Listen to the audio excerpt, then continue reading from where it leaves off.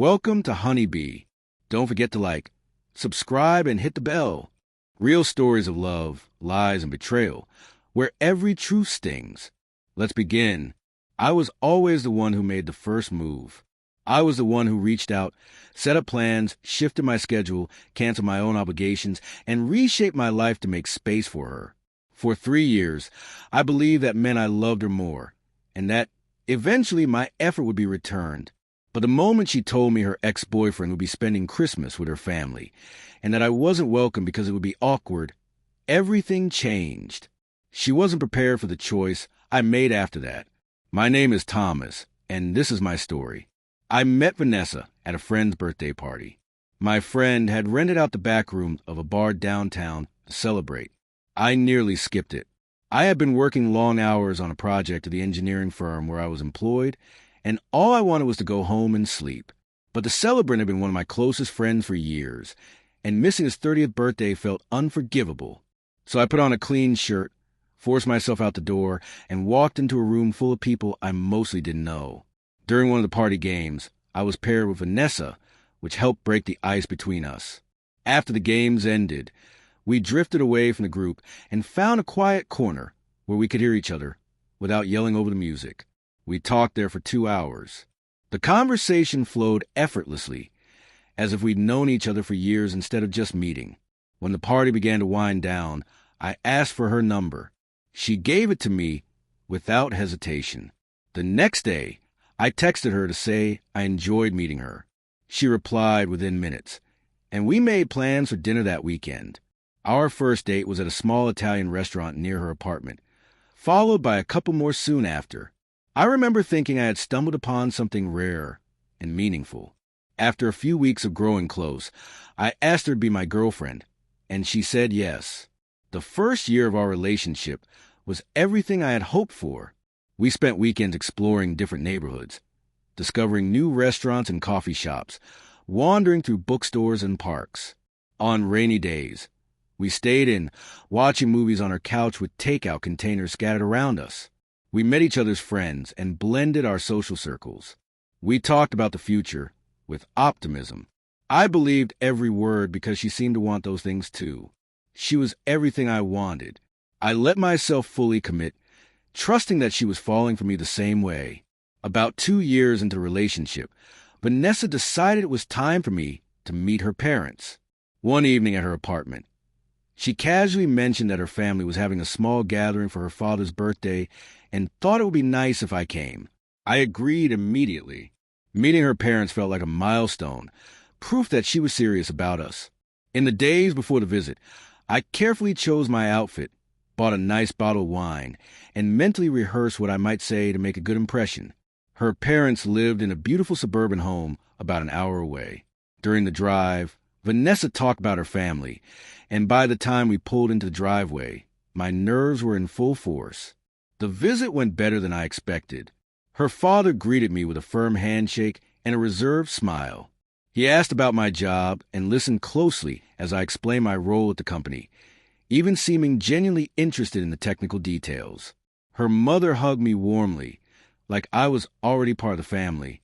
She said Vanessa had told her so much about me and that she was excited to finally meet the man her daughter talked about all the time. Dinner was pleasant and relaxed. Conversation flowed easily, without uncomfortable pauses. They asked about my background, my family, and my plans for the future. I answered honestly and asked questions of my own. By the end of the night, I felt like I'd passed an important test.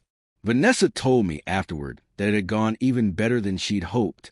After that, things were fine for a while. Months later, I slowly began to notice that I was more invested than she was. I was always the one initiating plans and setting up dates. I was the one who texted first, sent good morning messages, and called just to hear her voice. I rearranged my schedule, shifted meetings, and canceled plans with friends when she wanted to see me. She fit me in when it was convenient. I made her a priority. At first, I didn't know how to address it, so I made excuses for her. I told myself it wasn't a big issue because she met my other expectations. She reassured me at times that she loved me, so I kept trying even when the imbalance was obvious. By the 3rd year, I had made a decision. I wanted to marry Vanessa. That might sound strange given everything I've described, but love isn't logical. I believe commitment would fix what was broken. I convinced myself that once we were engaged, once we made it official, she would invest more in us. I told myself marriage would bring us closer. Looking back, those thoughts were painfully naive. I began saving for a ring. I took on extra projects for additional income. I cut back on unnecessary expenses, skipping expensive coffee and impulse purchases. Each month, I transferred part of my paycheck into a separate savings account Vanessa didn't know about. Watching the balance grow made me proud and hopeful. After 5 months, I had enough. One Saturday, I went to a jewelry store and spent 2 hours comparing rings, asking questions, and weighing options. I chose a simple diamond set in a gold band, elegant, understated, and perfectly suited to Vanessa. I paid for it, left the store with a small velvet box in my pocket, and felt like my life was finally beginning. I decided to propose at Christmas. That idea came from something Vanessa had said weeks earlier. While talking about the holidays, she casually mentioned that this year might be different, that she might bring me to her parents' house for Christmas. She said it like it was no big deal, but my heart leapt. After 2 years of being excluded, I was finally being invited. It felt like a sign. I imagined everything clearly. We'd drive to her parents' house on Christmas Eve. I'd find a quiet moment to ask her father for his blessing, man to man. He'd shake my hand and welcome me. Then on Christmas morning or evening, I'd get down on one knee in front of her family and ask her to marry me. As Christmas approached, I bought thoughtful gifts for her parents and wrapped them carefully. I also wrapped a small, innocent gift for Vanessa to open in front of them, something that wouldn't reveal my plan. The ring would come later, at the right moment. I rehearsed asking her father for his blessing, practicing in the mirror until I found the right balance of confidence and sincerity. I rehearsed the proposal too, trying different versions until the words felt natural and true. A week before Christmas, everything was ready. I had taken time off work, made dinner reservations for our engagement celebration, and even started looking at apartments big enough for 2 people. I felt happier than I had in years, like everything was finally coming together. Then Vanessa grew distant. Her texts became short and functional. The warmth disappeared. Instead of playful replies, I got one-word responses or emojis. Calls went unanswered, followed by delayed texts saying she was busy. When we did talk, she sounded distracted. I tried to see her twice that week. The first time, she said she was too busy with work. I offered to bring her food. She declined. The second time, 3 days before Christmas, she said she was exhausted and needed sleep. I tried to be understanding, telling myself she was stressed, but something felt off. This wasn't normal stress. She was pulling away. I stayed quiet, afraid of ruining Christmas and the proposal. On December 23rd, my phone rang while I was cooking dinner. I saw her name and answered, expecting confirmation of our plans. Instead, she told me it wouldn't work. Her ex-boyfriend would be spending Christmas with her family, and it would be awkward for me to be there. He was back after 3 years in Europe. She hoped I understood. My chest felt heavy. She was telling me, clearly, that he mattered more than I did. I didn't argue. I just said, okay. She praised me for being reasonable, said that was something she loved about me, promised we'd do something after the holidays, and hung up. I stood there for a long time. I thought about the years I'd spent adjusting my life for her, about how foolish I'd been to believe she was ready to commit. That day I was done. Christmas passed without me reaching out. No messages, no calls, complete silence. I dismantled the future I'd built piece by piece. I returned the ring, donated the gifts, canceled reservations, scrapped apartment searches.